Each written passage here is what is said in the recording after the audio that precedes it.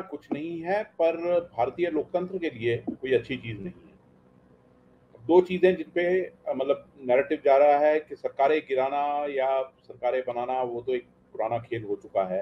पर दो नैरेटिव, क्या ये कांग्रेस मुक्त भारत की तरफ कदम बढ़ रहा है या विपक्ष मुक्त भारत की तरफ जो है वो, और जो दूसरा है वो ज्यादा डेंजरस है। कि डेमोक्रेसी में एक स्ट्रांग ऑपोजिशन का होना बहुत जरूरी है, और यहाँ जब आप ऑपोजिशन को वाइप आउट करने के चक्कर में हैं तो उसके क्या मायने हैं, वो केवल एक राजनीति के हिसाब से हमको नहीं देखना चाहिए कि भाई पॉलिटिकल फायदा या नुकसान क्या है। पर किसी वाइब्रेंट डेमोक्रेसी के लिए एक स्ट्रांग ऑपोजिशन का होना उतना ही जरूरी है। और यहाँ तो हालत अब ऐसी है कि इंस्टीट्यूशंस पहले क्रम्बल कर चुकी हैं, जिनमें कि हम बाकियों के साथ साथ मीडिया का नाम भी लेते हैं। दरबारी मीडिया खड़ा हो गया कि जो सरकार को आईना दिखाता था कि कमियां कहाँ है और क्या कहाँ पर काम करने की जरूरत है, उसे भी बंद कर दिया गया है। और इधर जो एक ऑपोजिशन जो मुद्दे उठाता था, लोगों के मुद्दे उठाना जिसका काम था, उसको भी इस तरीके से खत्म किया जा रहा है। तो कुल मिला के सवाल जो आता है वो आता है, हमारे डेमोक्रेसी क्या मतलब ये कितने समय कायम रहेगी इस तरह, या नया रूप इसका क्या होगा। ये तमाम चीजें जो हैं ये ज्यादा इंपॉर्टेंट है। और दूसरी चीज आपने जो कही है कि देखिए, महाराष्ट्र में हुआ था तो स्पिल ओवर इफेक्ट पड़ोसी राज्यों में जाना ही है। महाराष्ट्र के पड़ोस में एक तो गुजरात है जहां चुनाव होने वाले हैं, तो वहां पर भी आपको एक मैसेज तो भेजना है कि भाई दबदबा किसका, वो चीज कहनी है।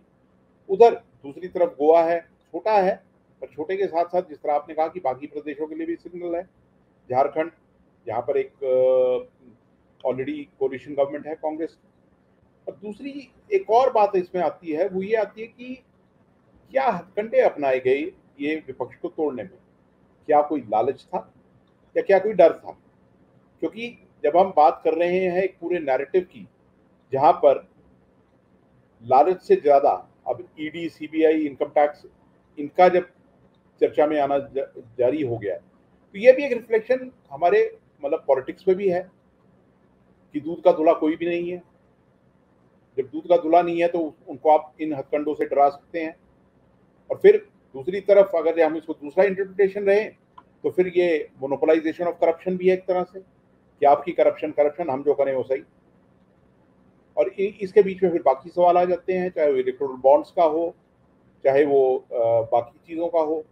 तो एक लार्जर कंटेक्स्ट में जब हम देखें तो हमारी डेमोक्रेसी के लिए ज़्यादा सवाल खड़े हो रहे हैं।